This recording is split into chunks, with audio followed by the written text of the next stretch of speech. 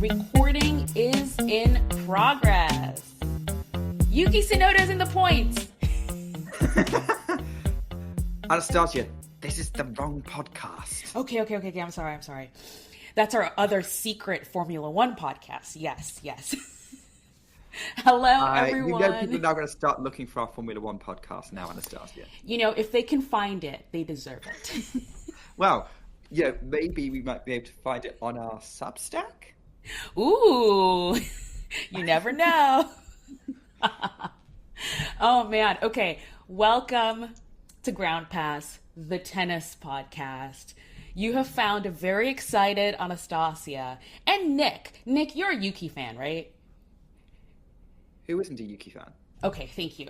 Who isn't a Yuki fan? Everyone loves Yuki, and he is in the points in the Bahrain Grand Prix, but that is not what we're here to talk about today, even though we're super excited about that. We're here to talk about Team USA. That's our subject. USA.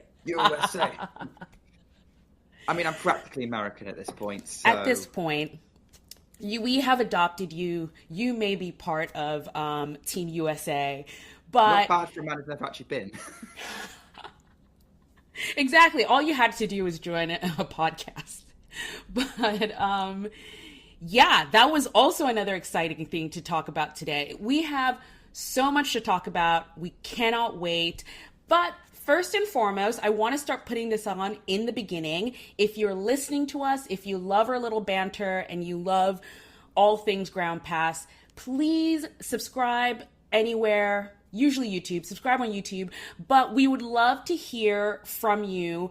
Drop a review, drop a like, drop a comment, and I'm going to be giving a little prompt. I think I'm going to do this every episode, maybe not every episode because maybe it's not really relevant.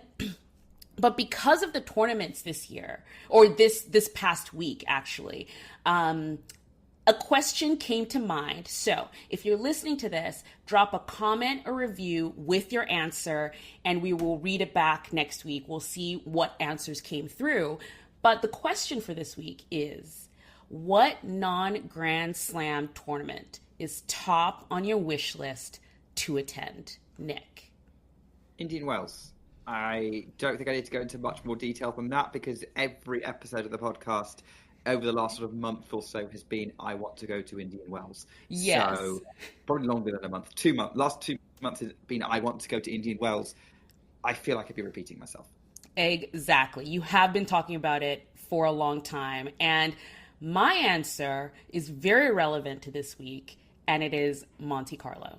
Monte Carlo is very high on my wish list of a non-Grand Slam tournament to attend. And this week only, made it go higher on my list. If it wasn't number one before, now it totally is. So we're going to be talking today about all things Monte Carlo. We will also be hitting on Billie Jean King Cup and all the other tennis news that has happened during the past week.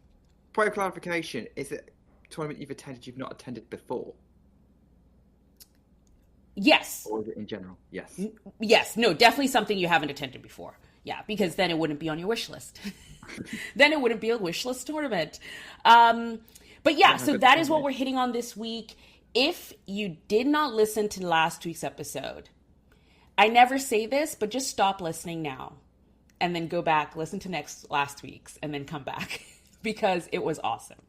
It was fantastic. I absolutely loved that podcast. I listened back to it and I loved it even more the second time listening to it back. And just Abigail is a very engaging person, and sort of her tips about life are inspiring. She is definitely a role model for a lot of us. So I definitely say go check that out.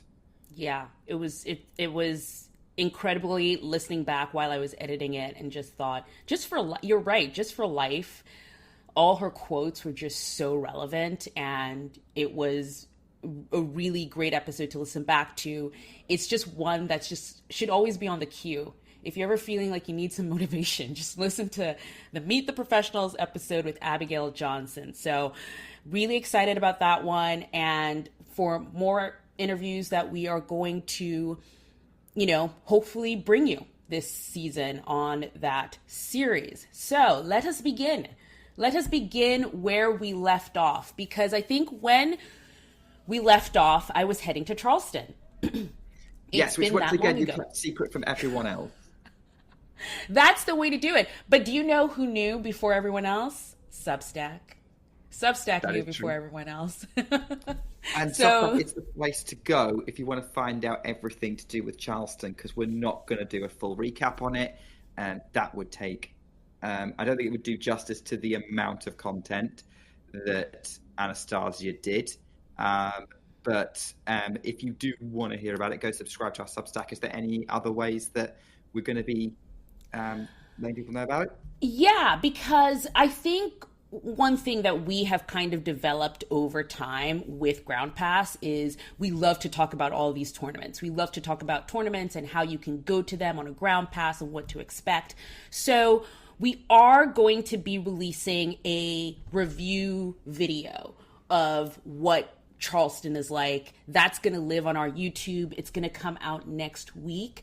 And then also going to do a little write-up on our website as well, because I want something that people can just go to year after year, because this is actually something that I find lacking.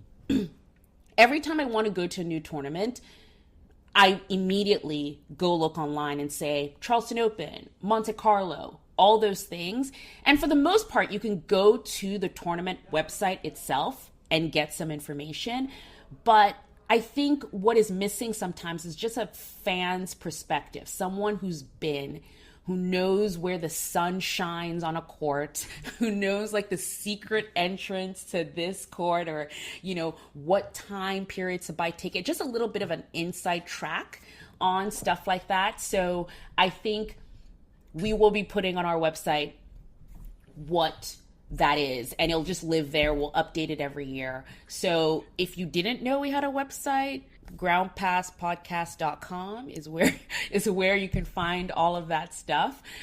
Actually, super great tip for those who just like to read, because I didn't realize this, but a lot of people just want the transcripts of podcast episodes and they can read it back. I didn't know this. So I actually do put all the transcripts, or the transcription of each podcast is on there. So if you want to go check that out, if you like photos from tournaments, we have that there too.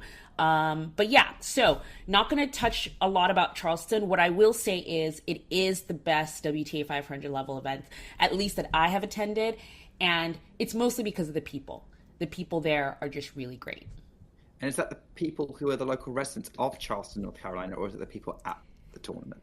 It's everyone. It's the players, the people at the tournament, the residents of Charleston. There's a very small town feel. I have not been to a tournament where I'll meet someone in town and then meet them on the grounds as well. Like, it's that small and close. Interesting. The idea of Charleston being a place where like everybody in town that goes to that event when the tennis comes in. And yeah, that sounds like a really sort of fun, cozy event almost. And yeah, home away from home. So yeah, I can see why it's a very popular event. And you can find out more about why it's a very popular event by watching back on Substack or reading our website, which is great. Yes, the website is getting some love. And I love this idea of a resource that people can go and find all this information on. And it's going to take a while to update, but we'll get there.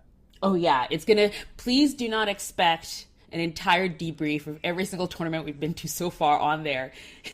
It's going to take a minute to build up, but that is always going to be there as a resource for you. Okay, let's get into what happened this week. And I'm really sorry, guys, if you hear some music in the background. I think my neighbors just decided to have a disco party in their apartment. So I don't know what's happening. Full on 1970s Saturday Night Fever. Like literally. And I'm like, wait, what is going on? But hopefully you're not picking that up too much. Well, I can't hear it when we're recording, so that's a good sign. So I guess this podcast is staying alive. Yes, fingers crossed. Okay, what happened this week? I returned to New York from beautiful sunny Charleston to just rain and dark, cloudy skies all week. Like it's been awful. And the only ray of sunshine that I had was watching Monte Carlo. Like that was my ray of sunshine. Did you get to watch did you get to watch a lot of this tournament? Not loads because to be honest, the way the tournament was scheduled, it was when I was at work. So like it was usually finishing by the time I got back from work a lot of the time. So and this weekend I've had other things on, but also I have been choosing to watch Billie Jean King Cup a lot, because you know I've got to support the GB girls. So yeah, that's. But I've been catching what I can, and certainly from what I see of it, I think Monte Carlo has possibly one of the best stand views you'll ever see. Just looking out over the Mediterranean, from up high, like I mean, there's courts nestled in mountains, and that looks beautiful as well. But there's something about just looking out over that view, Yeah. is incredible. Yeah, that view was just every time they were playing the matches and they would just like go to a wide shot, I just thought, oh my word. I mean, it just looks so, I don't know, it's almost otherworldly because there are mountains on one side and then on the other side is just the ocean and then this beautiful clay court in the middle. And if you don't know, now you know, clay court season is my favorite season. I think we've talked about this on this podcast before, but I like the natural surfaces, clay, grass, like that is my vibe. But clay season is just my favorite. I feel like, especially for the players who know how to work the surface, there's so much beauty they can create in the shots that they play. So just having that, the vista, I really wanted to go, but we have someone who went. We know someone who went. Nick, you were able to get a voice memo from who went to Monte Carlo? So James, who is a friend of ours, on the tennis internet, as it were, the on the forums on X. He's known as Tennis Ranter on there, Good and name. yeah, good red name. And generally, he is the go-to for all things Brit. But this is like third time he's been to Monte Carlo, and he's written about visits before, on sort of Popcorn Tennis, which was a site, a tennis writing site he and I used to contribute to, back in the day. It doesn't run anymore. I actually Um, think I remember this.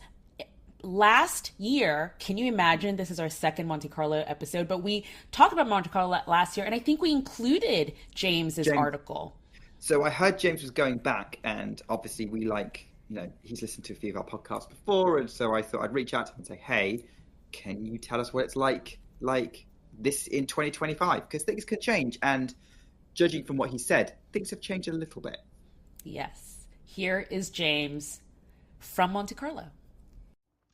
So what can I say about the Monte Carlo Masters? Well, it almost feels as though it is a bit of a constant battle between Le Lady Blue and Forza Italia in terms of the almost Davis Cup atmosphere it can turn into. It's almost a home event for both French and also Italian players. And if you ever get a chance to end up on, you know, one of the courts where you have an Italian versus a French, it can really turn into a fantastically raucous atmosphere. The match I was on this year was Gasquet versus Arnaldi, and there was a point you would think that there'd be more French fans in the stand than there would be Italian, but there was generally louder cheers for the Italian fans than there were for the Italian player Arnaldi than at times for Richard Gasquet. And it's just you get in that atmosphere, you feel the buzz of the crowd, the stomping of the chairs, and you can really feel the passion for the tennis. And at a time when sort of tennis is moving either away from this the smaller format as we're seeing for the Masters, or potentially looking at going to areas of the world which don't have that sort of tennis culture. It is a real stark reminder of why we love it and why we want we want those atmospheres and those and those vibes and whatnot to work the way they do in places like Monte Carlo. But as you're using top tips, you have to, if you can, end up trying to go on both of the main courts if you can over a couple of days. Of course, you've got Court Ranter Trois, the main court, which even at the top of the stand, you still get a great view of the court, and you see the scenery and the up into the mountains, and if you're at the top of the stand, you can see over the banisters to have a look at the Mediterranean Sea. And if you're on the stand that's closest to De Prances, then you can look over and have a look to see what's happening on that court. And it's one of the sort of best sights when you're on De Prances, or you're on maybe court 2, and you're seeing people staring over the top of the banister, to top of the sort of like stands to have a look at what is going on. And I always say that the sort of what feels like the best kept secret in tennis, especially given with the 56 format of Monte Carlo, is the great matches and the great atmospheres that you can get on De Prances. It's you're very condensed, and the noises are fantastic. You're literally sitting mere meters away from sort of top what can be top 10, top 20, top 30 players playing in their absolute prime. And the idea that this could be almost like the tennis masters also the tennis paradise of the clay season very much rings true. When it comes to the type of tickets, the most common ones in which you will note will be the ones for Ranter, where you can get either ones that are right courtside, which tend to be the most expensive, and then there are also ones that are a little bit further up the stands, which tend to go down in price, but still can be the back end of the week can be quite pricey. But the best bargain is De Prances, which is the second court, where pretty much barring the first couple of rows, every single ticket on that court is the same price, and it tends to be half the price that you would pay to get on Ranter Trois. And if you go at maybe looking at round the 16 day, where you've got 4 fantastic singles matches on there, that's a bargain. Or even any point earlier in the week, it's a real worthwhile ticket. They have changed things for the new court. They recently changed the court 2 to Etel Massé. That one you have to have a ticket to one of the top 2 courts, and then actually purchase an extra ticket to get on Massey this day. So I'm not a fan of that. I felt court 2 under its old format worked really well, when any fan could rock up to that court, and it generally gets some great atmospheres on there, and you always hear the shouts and the cheers from that stadium. But just to wrap up, if you can, you have to at least go to Monte Carlo for an attempt to experience that Masters 1000. And just could recommend it anymore. Now, another thing that I love the mostest is team tennis vibes, and listening to James talk about what the crowd is like between sort of like the French and Italian players when they're there, and it's a little bit like Davis Cup. I now have to go to Monte Carlo. Like, that is an atmosphere that I want to be in the middle of. Yes. I mean, well, obviously it's your kind of atmosphere for kind of when it all gets noisy. And certainly it does feel like a mini French Open with some of the crowd there. There's even been a few of the classic French chant that we will probably hear echoing through the stands of Roland Garros popping up now and again. But also, I think, when you see who does well at Monte Carlo, that's where a lot of the overlap happens. So let's dive into a little bit to Monte Carlo. Now, Monte Carlo is it's a Master 1000 level event for the ATP only. It is a non-requirement. So if you follow us on, either Instagram or TikTok, I made this a little bit a part of our coffee catch up, where I give a little bit of a rundown of what the Monte Carlo Masters is. it's 1 week long, and because it's 1 week long, it meant that the matches just came hard and fast immediately. Like the seeded players had buys, but some of these first round matches, Nick, I was not ready. I had just come back from Charleston, and I really wasn't ready for Carlos Alcaraz versus Cerundolo or any of the other absolute blockbusters that we saw right from the jump. Yeah, absolutely. I think obviously, yeah, 'cause Alcaraz Cerundolo, I think that had blockbuster already all over it. We did potentially see a wobble for Alcaraz, but then that stopped after that first set with Cerundolo. The big moment though was Zverev getting knocked out by Berrettini in what was a first round epic, or second round technically, I suppose, because Zverev had a bye. And Berrettini, I thought he'd be dangerous anyway, because Berrettini's no slouch on the clay court, but the way he kind of kept up with Zverev and kind of was able to live with just what Zverev does was really, really impressive. And that 48 shot rally that Berrettini won basically set him up to win the match from that point, like in the deciding set.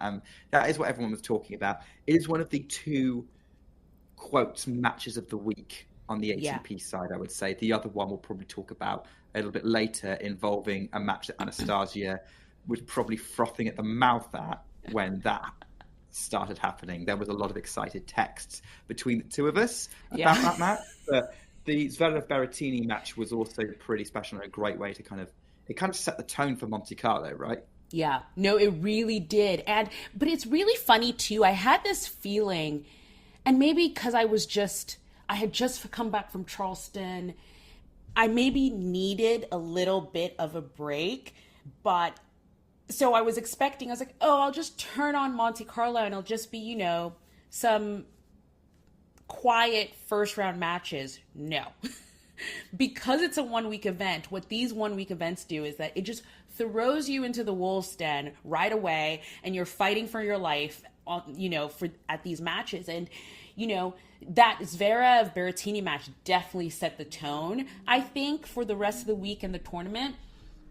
Zverev did lose in his quote unquote, it's technically his second round match because he got a bye for the first round. Sorry. But he's having a moment. The poor kid. Has he won a match? Well, I guess he has at some point, maybe one or two since he lost the finals of. He's not won many matches though. I'll right. Just look it up now. I think I talked about this too in a recent episode of how tennis isn't just about just hitting the ball. There is such a mental part to it too. And it really does seem like he is going through something, and you wonder if he can ever get out of the funk that he's in. But it is such a case study in how you also have to be mentally strong in tennis to win as well. You can't just have the best forehand and the best backhand or the best serve. That doesn't always work in tennis. And that's why as a sport, I really do love tennis because of that. There's such a psychology to it as well. To confirm, Zverev has played 6 tournaments since he lost the Australian Open final to Yannick Sinner. He's won 6 matches. Some tournaments he's gone in the first round, others he's got a bit further, like Miami was his best tournament. He won 2 matches, got to the 4th round.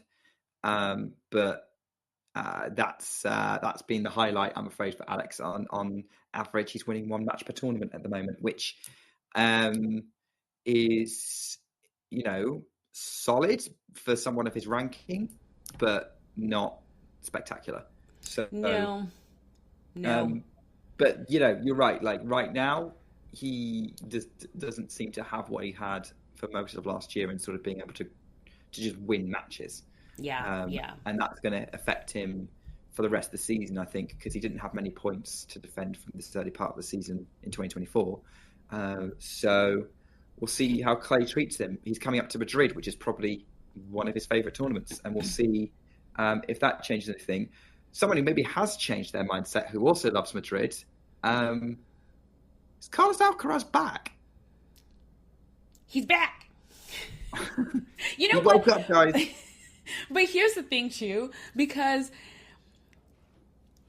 and I think this is something for fans to sort of consider as well, but did he really go anywhere?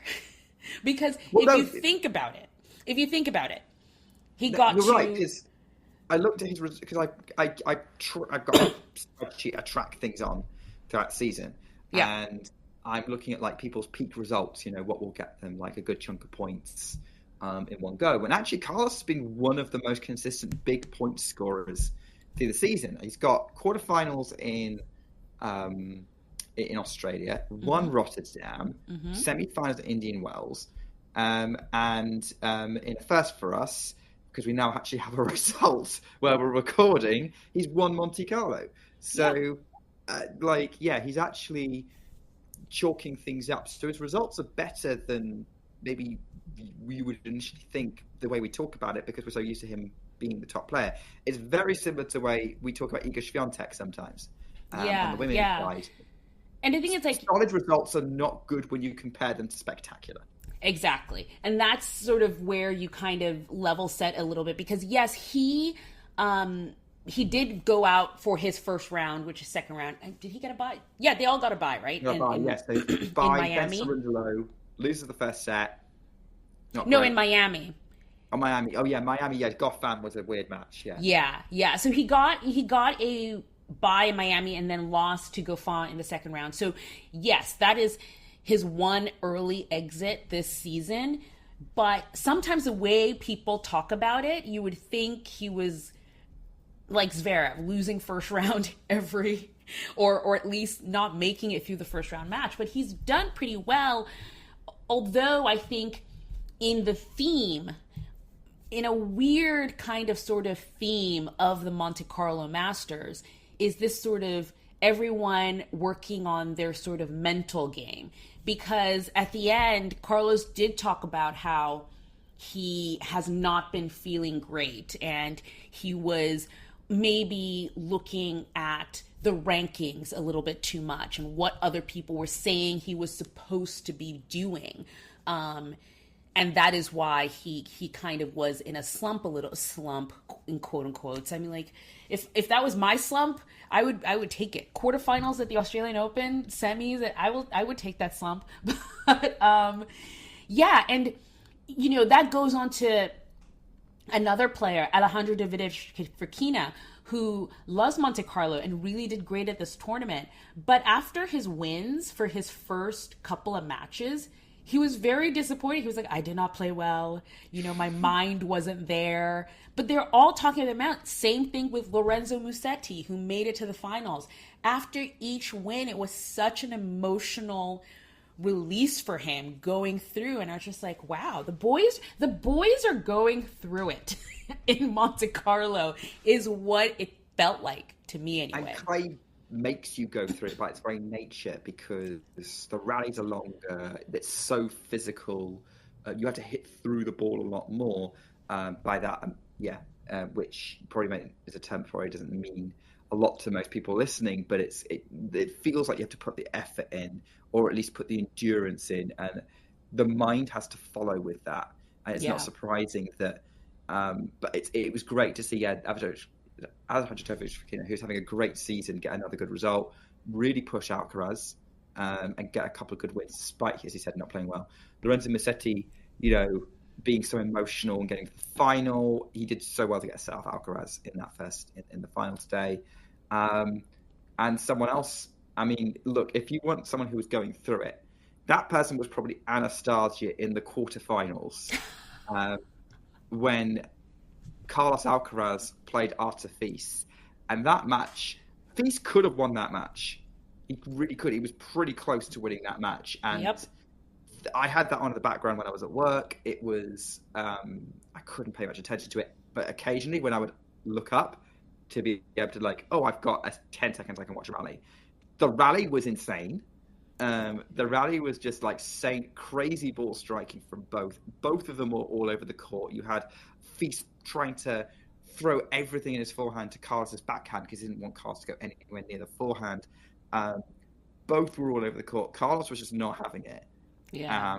And that was such a fun match. And that was me half paying attention, being able to pay attention to some of it. What was that match like for you, Anastasia? It was so fun.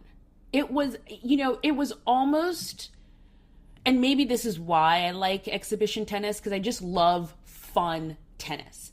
I think I posted afterwards to our Instagram one of the rallies, and I posted, if the ATP, whoever, Rolex, Monte Carlo Masters, if they want to sell tennis, they post this match for free. Just put it up there for free so everyone can watch it, and you cannot watch that match and not be a fan of tennis at the end. It was insane. You were like, what are they playing? What is this sport? Because it's not so much tennis as it is dancing and acrobatics and how they got to some of the balls. You're just like, how did he get that ball? How did the ball get into the court after he hit it that way? It was phenomenal. It was so fun. And again, with the whole emotional baggage or emotional response that everyone makes, Arthur Feast could have won that match. He was in control of the match. It was 5-5. He had won the first set. It was 5-5 in the second set, and he had 3 chances to break. It was love 40 to Alcaraz serve, and he had 3 chances to break. And Carlos was able to save all of those break points and get back on serve. And then you kind of knew that was it. Like, he broke Arthur Feast's spirit, that he could not convert any of those break points. And then Carlos broke to take the second set, and he was able to win the third, even though in the third set, Arthur Feast had the early break first. Like, it was such a fun match. You say that Feast kept fighting. He kept fighting, and we've been seeing his fighting spirit over the last few weeks. Like, he's got to 3 consecutive Masters quarterfinals now. And he's had some really, like that, I was raving about that Tiafoe match he had in Miami. So yeah, he's a lot of fun. I don't think this will dampen his spirits too much, I would hope. But I highly doubt it. I think he's going to come back, and I agree with you that sort of, they were everywhere in that match. It was everything that you would want from clay court tennis, at least. Yeah. You know who's now a clay court, or as he calls it, clay dog? A clay dog is Alex de Minaur. Who knew? Yes, Mr. Bolter. Mr. Bolter. He's a clay dog. His matches, I was sort of like, I was like, Alex de Minaur is going to win Roland Garros. That's how good he was playing. Like, it was insane, his level. And I just was like, where did this come from? Where did this all of a sudden just proficiency on clay, where did it come from? Which is very interesting. So a little backstory for Alex de Minaur. He is Australian, but he was raised and he trains in Spain. So he has been practicing on clay for the longest time, but he never was anyone who was sort of like, okay, yes, he's going to be super awesome on clay. Until this Monte Carlo Open, I was very, very shocked by his level. And then the match, which maybe Grigor Dimitrov was a little bit compromised because he had a couple of long matches under his belt, but he beat Grigor Dimitrov love and love. He double bageled him, which you just don't see on the men's tour. You just don't see a double bagel ever. And that was a weird match. It was 44 minutes long. And I don't... Massetti broke that run, to be honest, because he crushed Massetti in that first set. Yeah, and that's the crazy thing, where it's like, so that was the quarterfinals. Semifinals, he plays Lorenzo Musetti. He wins the first set 6-1, and I'm thinking, again, Alex de Minaur is going to win the French Open. It's not massively surprising to me because he did get to the quarters last year. Yeah, but the way he did it, he just wasn't. He beat Daniil Medvedev 6-2, 6-2. Like the score lines he was putting up were insane. I thought, this is crazy. But then again, Lorenzo Musetti shut it down. He did, and that's probably why he got so emotional. I mean, to be honest, Anastasia, I am surprised you were paying that much attention to de Minaur's tennis. Well, there was the there was the shorts as well. There was the magical shorts. What on earth? What on earth are those shorts? I don't know. It looks like something's happened where some kits have got mixed up. So I've obviously been watching Billie Jean King Cup, and those shorts look like they go on the girls for the Billie Jean King Cup team, which Katie Bolter's playing in, and I am wondering whether someone's laundry got mixed up. Which is so funny because even Katie Bolter, he posted a photo of himself after one of his wins, and Katie Bolter replied, "Great win, but what about those shorts?" And if you don't know what we're talking about, so ASICS is the company that sponsors Alex de Minaur, and they have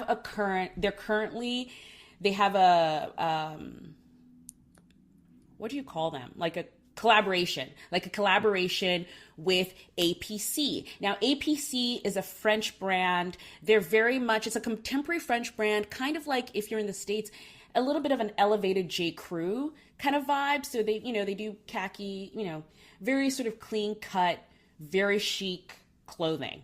It's very chic. It's very nice. They have this collaboration and they also actually sponsor a player that we're going to talk about later. Because I was saying, maybe I need to see this kit on someone else. But the way this kit fit on Alex de Minaur, it was just so oversized. Everything was it looked so oversized.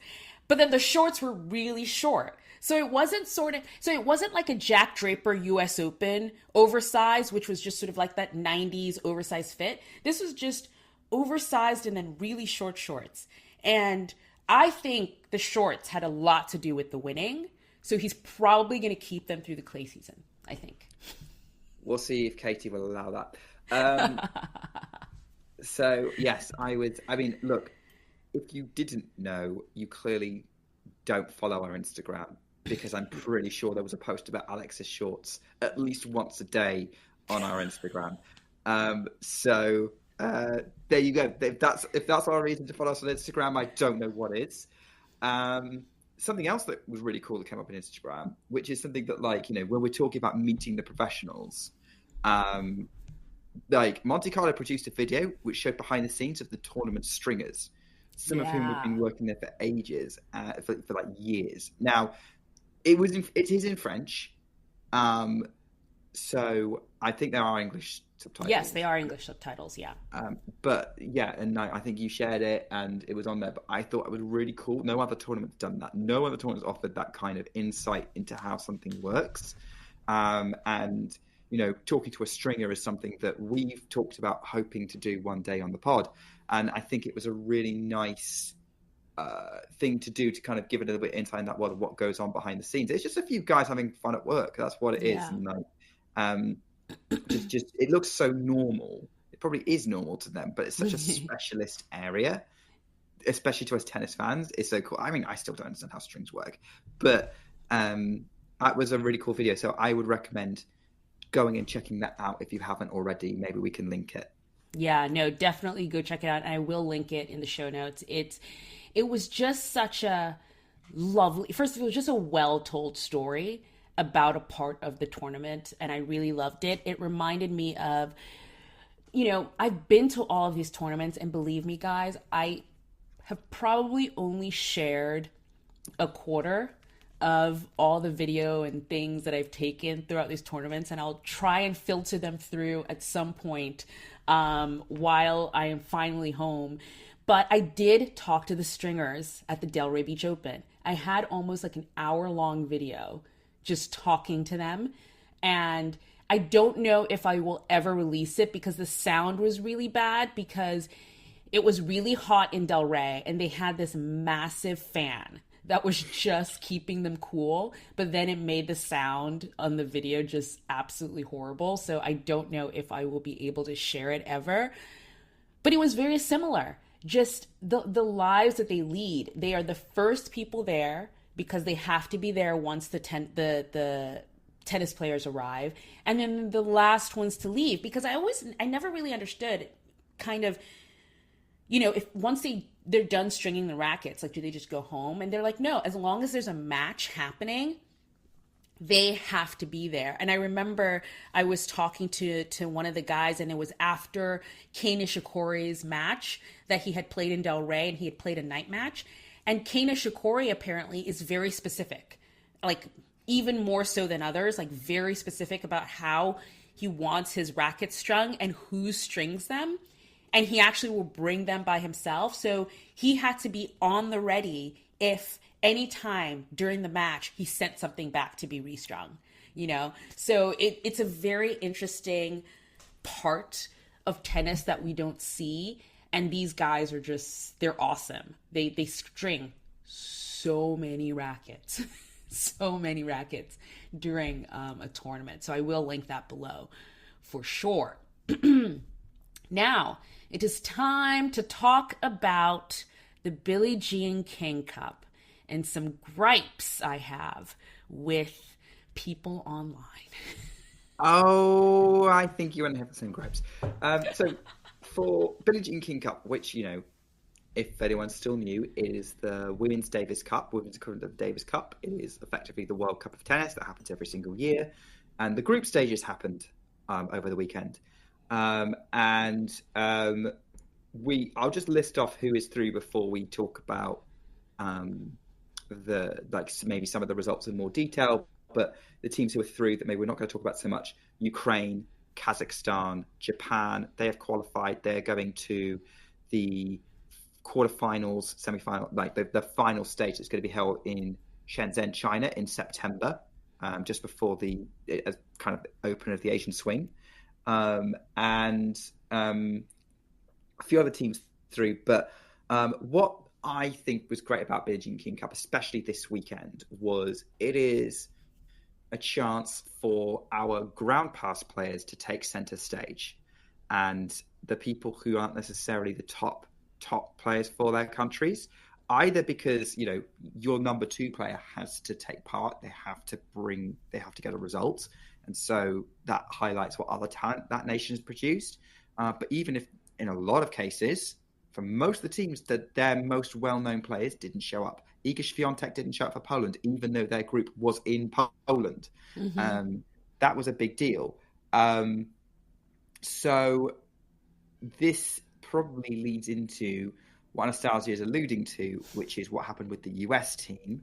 Yes. Because with the US team, they were originally going to send Jessica Pegula, Danielle Collins, McCartney Kessler as the singles team. They only need to pick two of them, but obviously you're going to pick Pegula and Collins. Goff and Keys have obviously said no, they're not going. I think they would have been asked first, right? Why wouldn't you? But they've obviously decided it doesn't fit with their schedules. And then, well, Pegula and Collins pretty much last minute said, actually, we're not doing it. We're not playing. Yeah. And what happened? So Pegula and Collins withdrew, which I was shocked they had said yes in the beginning. And maybe they thought they weren't going to do as well as they did in Charleston. Pegula. Quick addition. Huh? Yeah. Just to kind of maybe justify something, Danielle Collins has, in the last few hours, pulled out of Stuttgart, which is happening this week. Okay. So I think Collins often has an ongoing thing going on. Yeah. But it's like they had both gone super deep in Charleston. Pegula won the event. Danielle Collins got to the semis. Quarters, lost to Pegula. Yeah.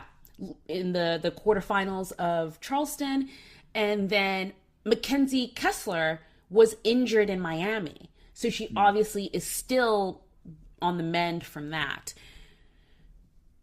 They since they pull out, they send Hailey Baptiste, Alicia Parks, and Bernarda Pera. And the internet imploded. Well, a specific section of the internet imploded. You know what, though? I was actually... yes, definitely a specific section of the internet imploded. The ones that I feel like we usually will expect to implode. But I did see a lot of comments from some journalists who were like, oh, well, here we are again. The U.S. is not that invested in team sports, was the sort of the underlining idea from this group, where the U.S. isn't really invested in team sports because the top players are not going. Now, yes, I know Coco hasn't gone in a very long time. Madison Keys didn't go this time. But this is what we've been talking about, I feel, for a long time, is that the depth of American tennis it's so deep.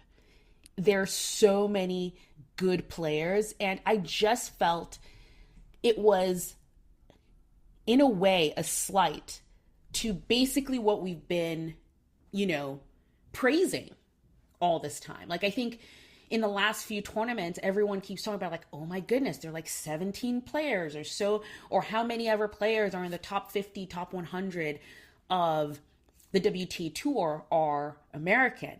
And I was like, well, now that we've come to the Billie Jean King Cup, why is that now not praised? Not, like, just because the top 5 players are not going doesn't mean we don't have 12 others that can go and help the team. And these were a great team of players who, some of them, like Hailey Baptiste, it was her first time ever representing the U.S. at Billie Jean King Cup.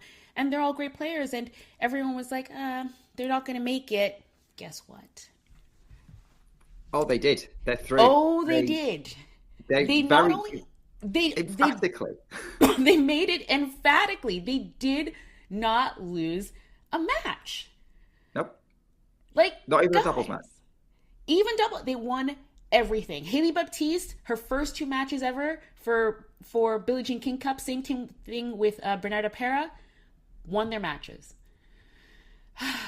So I kind of get this from a competitive perspective. If you are a competitor, you want your country to be the best. Yes. The Americans have an advantage. Yeah.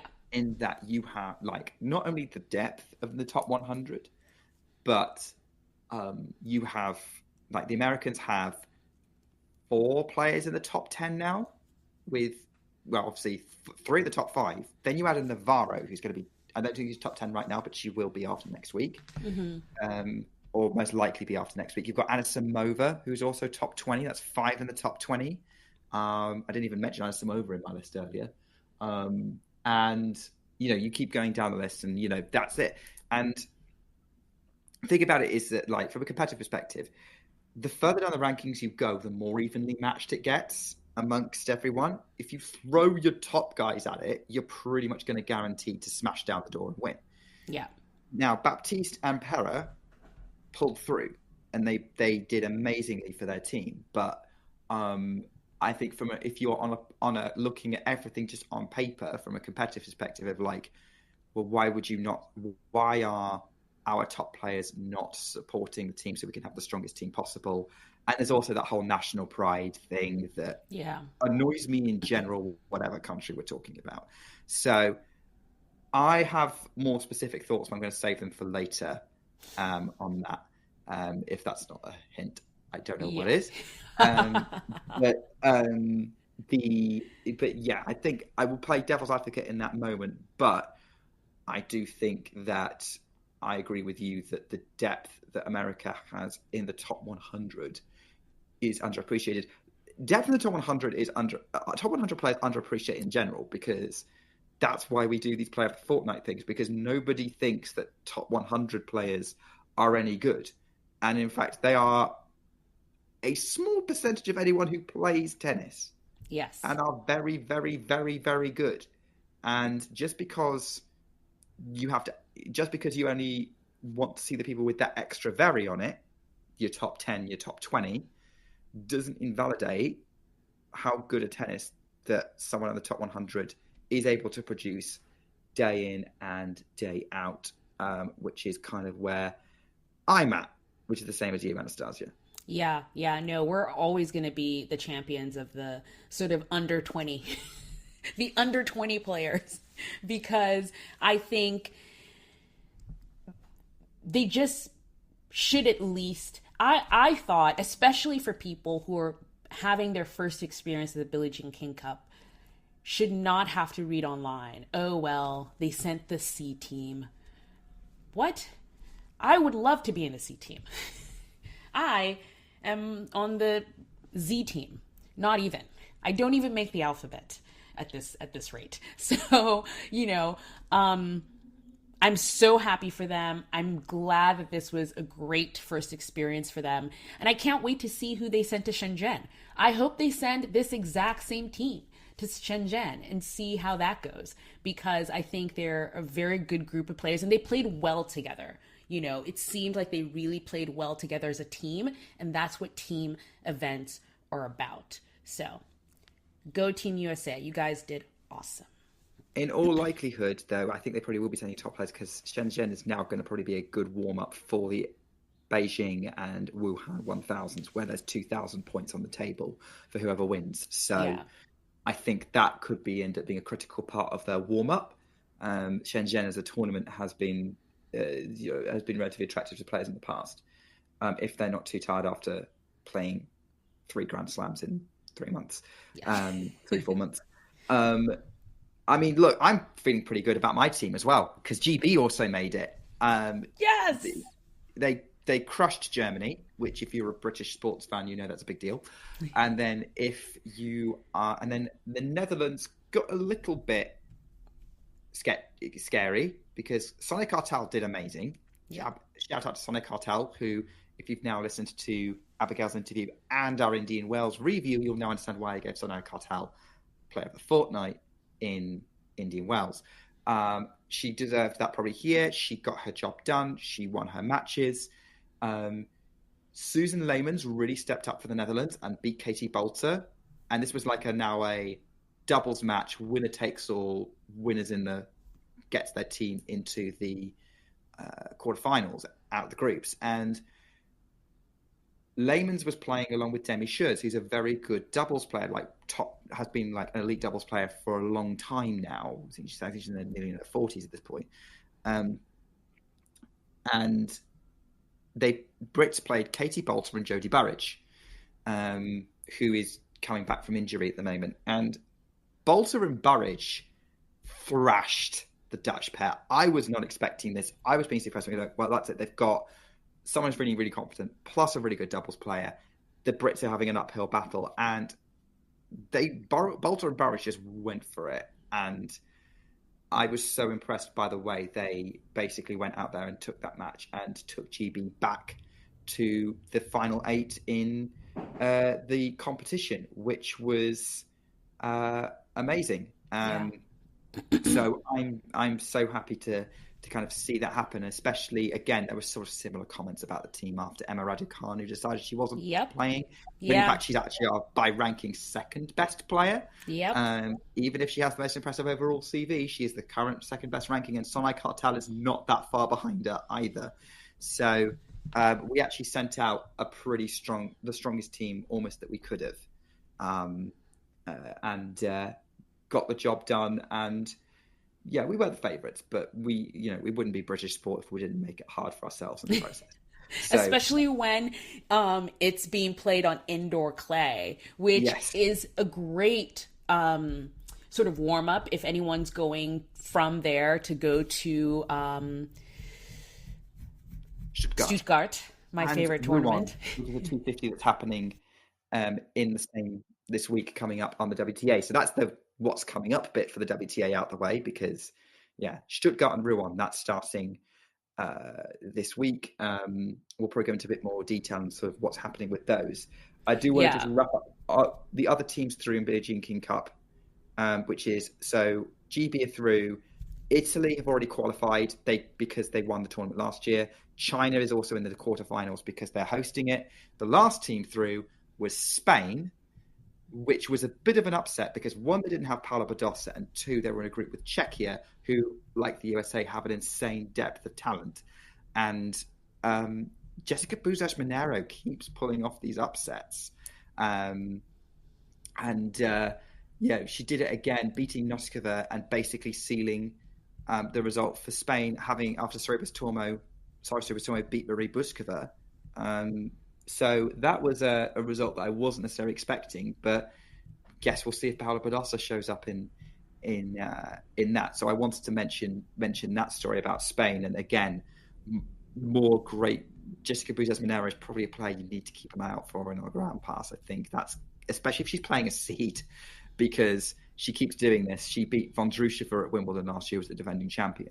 Yeah. And I do want to name one more person before we move on, because... Well, what I did want to mention about the British team and being on indoor clay, because it's something that you might hear if you see, like, they're... The host country who's hosting in Billie Jean King Cup, they get to pick the location of what and where matches are played. And for Team GB, this is the second year in a row that their qualifying has been put on indoor clay. And I think it's because in general, I think players from different locations are put in boxes. If you're in Spain, they're like, oh, they're really good on clay. Or if you're maybe a US player, they're like, oh, they're super good on hard court, you know? And I think putting Team GB on indoor clay was sort of a tactic, and they seem to win it every single time. So maybe next time, just put them on grass. It'll be fine. Or put them on outdoor clay, because I think indoors does change how clay plays a little bit, and it does play a little bit more on some of the strengths of potential British players. Having said that, if anyone's ever watched Sonnet Cartel, she is a grinder worthy of a clay quarter. She will quite happily rally all day and use those characteristics to her advantage, and she did just that throughout this weekend. So yes, you're absolutely right. Trying to disadvantage Team GB like that doesn't work right now. You're absolutely right. I hadn't realized you hadn't finished your point. I do this is a very quick point for me. Victoria Mboko is an 18-year-old Canadian player who, as of now, has only lost 2 matches in 2025. 2 matches. Now, you're probably wondering, well, why have I not heard of her, and why are you talking about her, Nick? Victoria Mboko made a bit of a splash in Miami, but we didn't really talk about her much in our Miami wrap-up because a lot of other stuff happened. Specifically, this Filipino player called Alex Ayala came along and kind of overshadowed the whole thing, quite rightly, because she got some insane results, whereas Mboko, she got a good win against Camila Osorio and then lost a thriller with Paula Badosa, lost in a final set tiebreak, or 7-6 or 7-5 deciding set. And that was really, really cool. And then now she's won her 2 matches for Canada. Like, Canada went out of the Billie Jean King Cup. They lost in their final match to Japan, which was the winner-takes-all match. And Mboko did all that she could. She literally did everything that she could to keep Canada in. Won every match that was required of her. And the reason probably you haven't heard of her is because she's only been playing ITFs other than Billie Jean King Cup and then that Miami tournament where she got a wild card. She is a very exciting prospect, and I want to make sure that we don't overlook her on ground pass, especially if we start hearing more and more and more from her, which is why I want to bring her up now as a watch this space. I'm probably going to mention her again. What is her ranking right now? Do we know? Oh, it's outside the top 100 still. Oh, okay. Yeah. But it's risen rapidly over the last 3 months. Because technically, so the reason why she hasn't been playing this, first of all, she's young, hasn't been playing main draw matches. She got the wild card into Miami and might, because she's an IMG athlete, get a wild card into Madrid maybe if she's, still in Europe playing. So it'll be interesting. She's definitely one to follow. If you follow us on social media, I've posted about her now numerous times. And she did really, really well for Canada.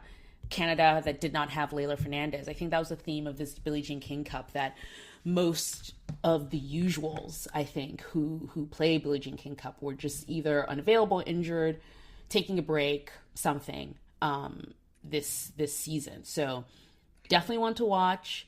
Really great player. Yes, Nick. Got her ranking. She is now on Monday's rankings. When this episode comes out, she will be 157. So she is currently in Grand Slam qualifying territory. Yeah. I agree with you. Highly anticipated to get a Madrid wild card. If you're going to Madrid, go watch on a Grand Pass.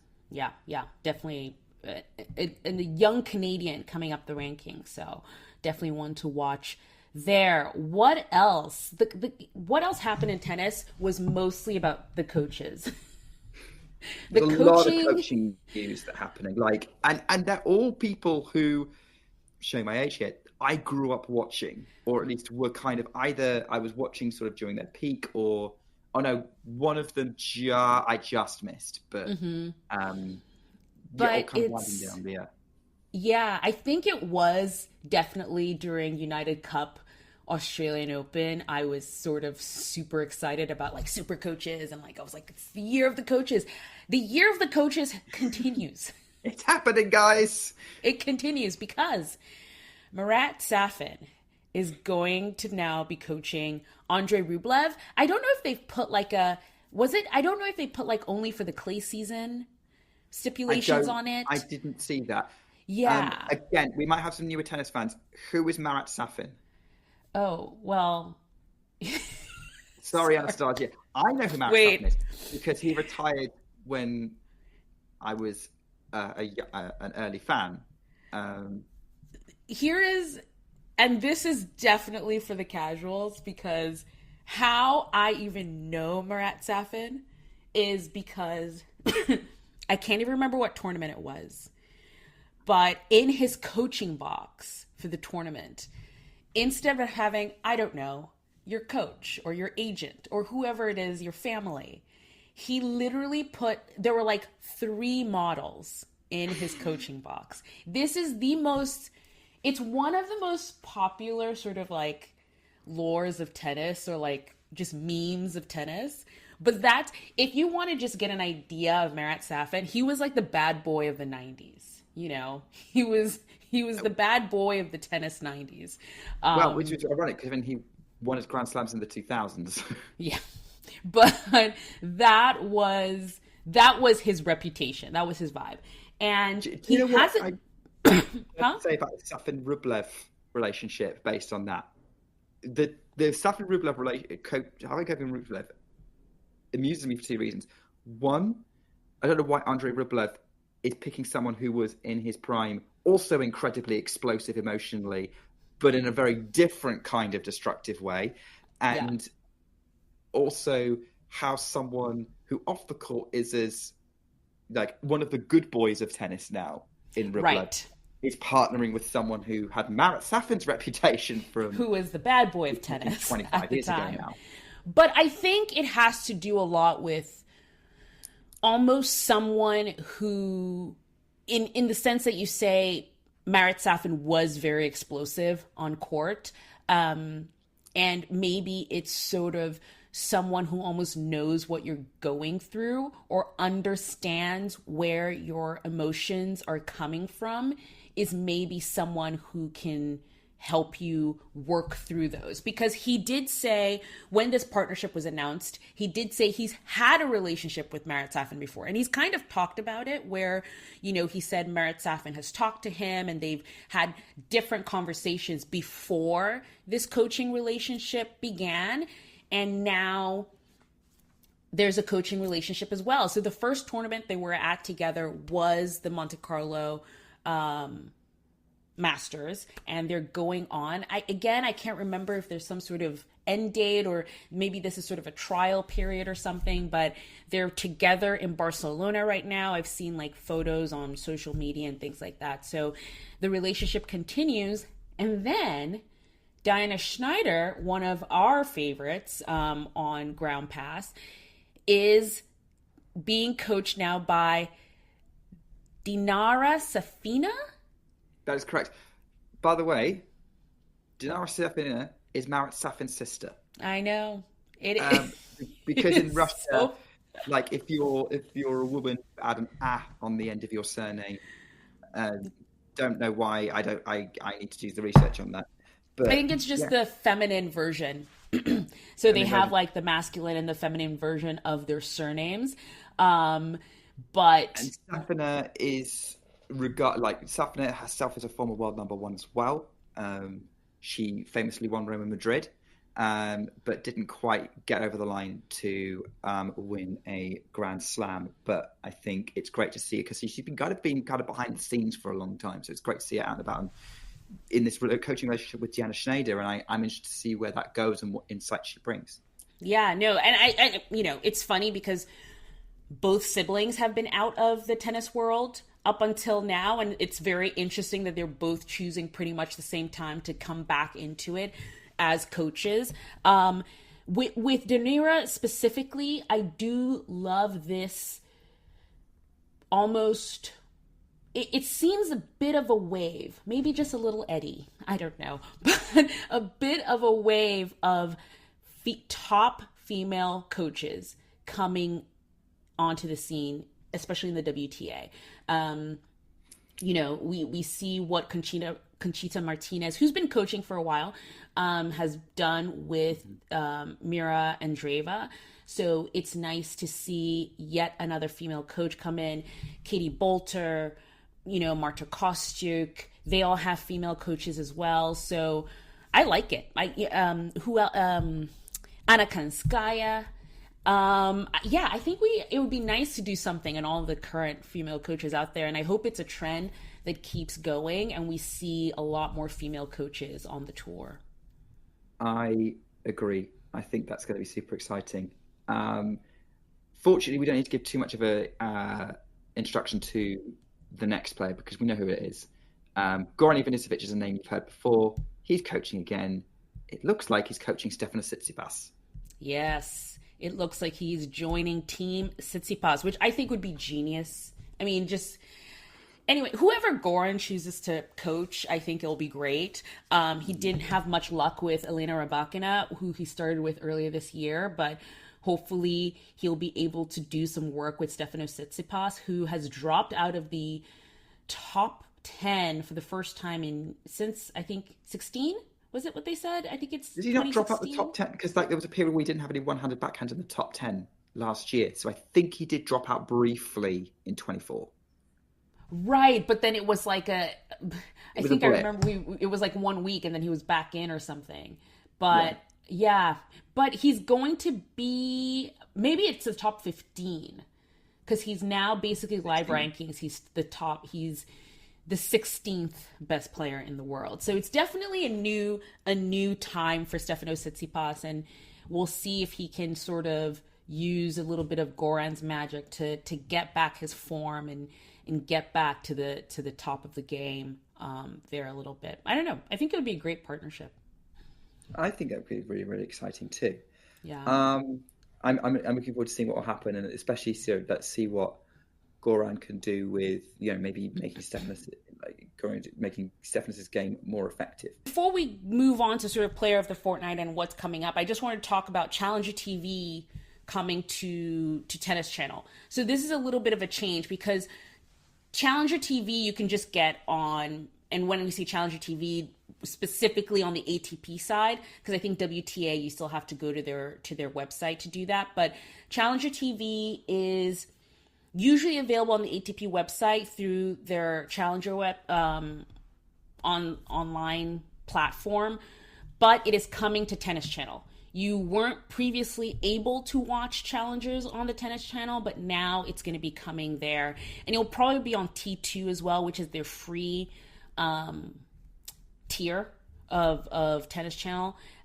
So once we have more details on that, I'll bring it, but I just wanted to put it out there that it's coming. And it also means that Challengers, because if you watch Challenger TV, there's one angle for the most part.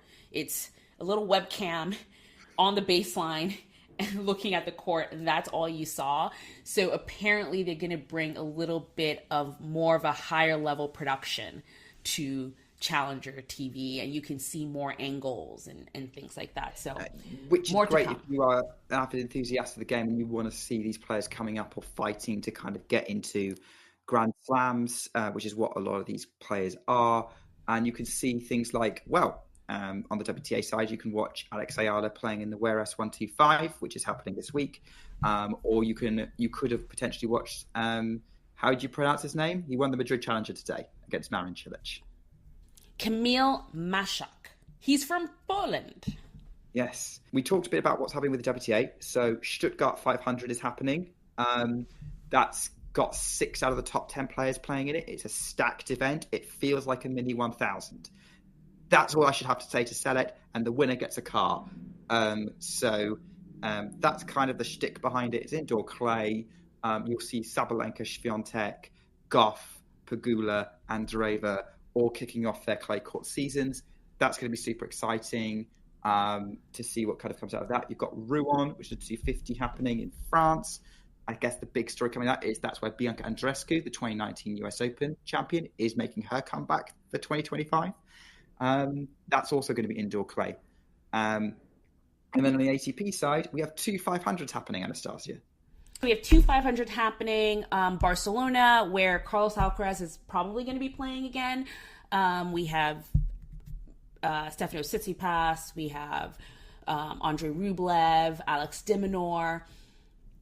Ethan Quinn, who played qualifying, or Ethan Quinn, who has been player of the Fortnight before, I believe, friend of the podcast. He's going to be playing Barcelona. He played through qualifiers, and he has drawn the one and only Carlos Alcaraz in the first round. You are so watching that match. Good luck, Ethan Quinn. I will be rooting for you. So going to be watching that. Then we have the Munich 500 where Alexander Zverev is playing. They've had a few withdrawals out of Munich. I know Jan-Lennard Struff, who won it last year, he's going to be there to defend his title. So we will see what is coming out of Munich. And then I do want to mention the Rice. It's a very cool destination. I've seen photos of it.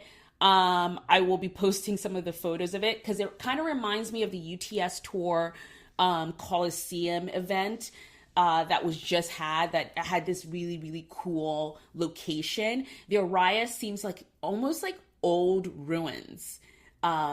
And there's a tennis court in the middle of it. So it looks really, really cool. There is a dual challenger happening, ATP and WTA. And like Nick said, Alex Ayala is going to be playing there. It's the first time we have seen her since the Miami Open. So really excited to see how she does there for sure. Next player of the fortnight. Mine this week is actually Alejandro Davidovich Fokina.